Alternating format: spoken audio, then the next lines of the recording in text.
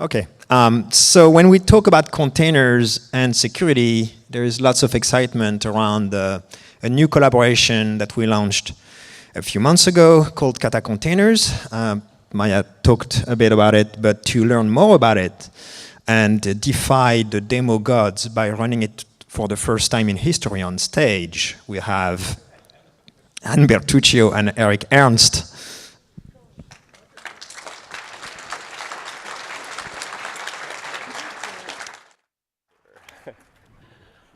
All right. Well, thank you very much, Turi.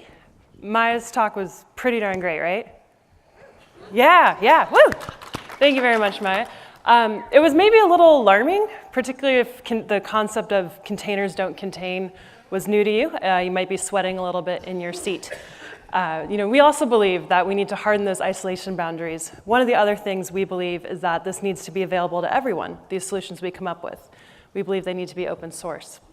And so that's why in December, we announced the Kata Containers project. And since then, the Kata Containers community has been working within the 4 opens of the OpenStack Foundation. So that is open source, open design, open development, and open community.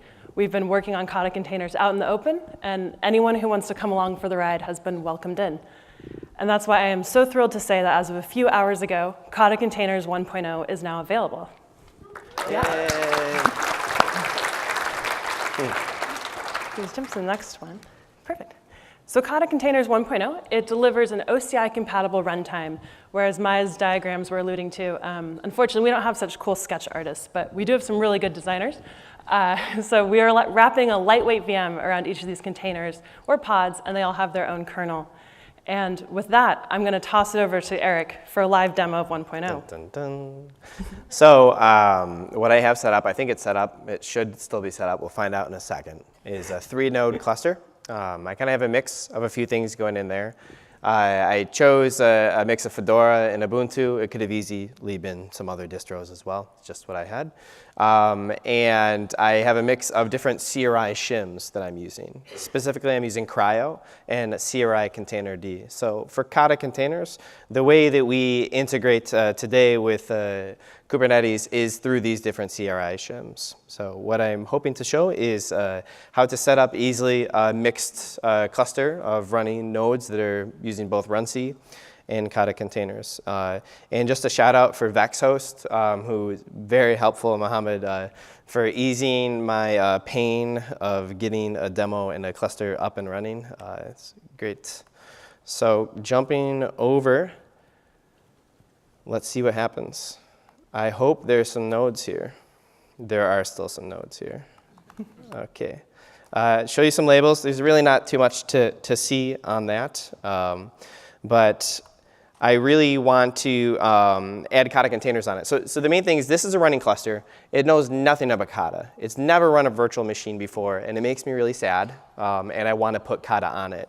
So the main takeaway I'm hoping that you get out of this is that security is hard. Installing Kata Containers and using Kata Containers is not difficult.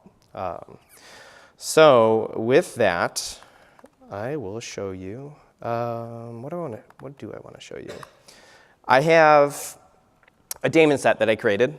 I can probably make it just a touch bigger for you. That does 3 things. First of all, it's going to go through on each node on your cluster. So this is 3 nodes. It could be 300. It could be more. And see, what are you running for your CRI runtime? Are you running Containerd? Are you running Cryo? Or are you running something else like Docker Shim? And it's going to put a label on each node. So that way, my next 2 daemon sets can come in, which are actually going to run a Docker file that has a payload in it of different Kata artifacts. There's not a lot. I'll show you later. And install it on that node such that you can then use Kata Containers. So when you say it's hard to install, I say you just do that. And that should be, actually, hold on a second. What I want to show you, if I can type, don't look at me while I'm typing, guys.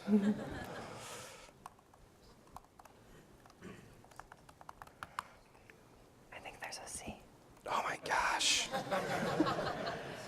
Be cool, everybody. You know what I wanted to do? Okay, oh good, we got there just at the last second so you could see what changed. So I showed you the labels before, but specifically what I want you to care about is after installing Kata Containers, it's going to add one more label on the nodes that were successfully updated, which is going to say Kata runtime equals true.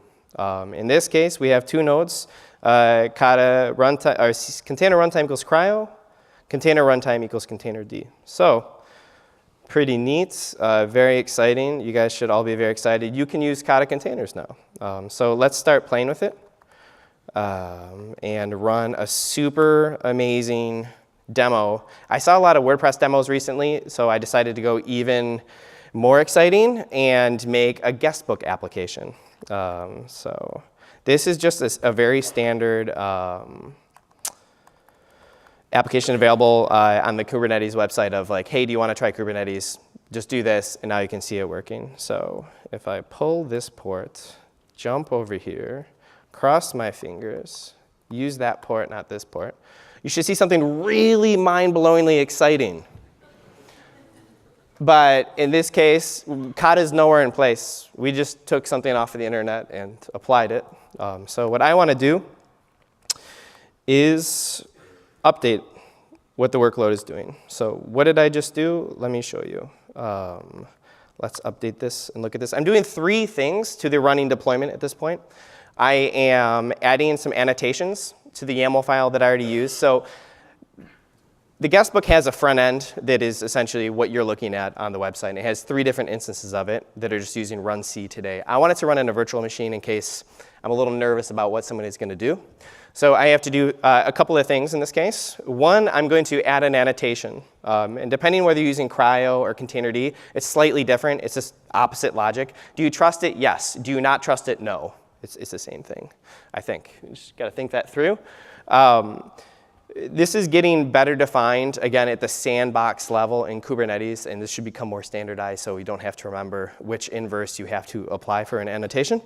And then I add one more node selector, which is saying, I want to run this workload, but please, please, please only run this on a workload that has, on a node which has Kata already installed in it. And that was that label that we applied in the daemon set. So please do that.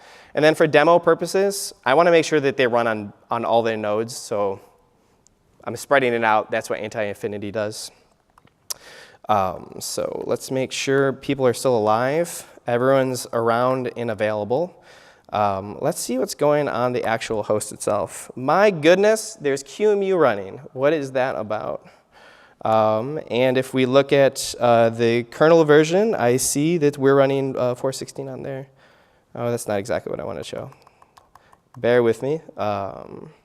Well, there's 3 instances of QEMU running, 2 of them on Xenial in this case, 1 of them Fedora. So if I'm very lucky, I should be able to go in. Let me open up, because it caches it, I'm going to go to a private window and drop this in. And everyone just cross your fingers, please, that this is going to load. And it does. So now it worked. So at this point, that's really, for getting Kata installed, was kubectl apply. That's it. For updating your existing workload, you can patch it. That's it. One apply. So it's easy. Security is still hard. This is just the bottom piece of it. There's still a lot more above. But as far as the sandbox isolation, you have no more excuses. We can do better here.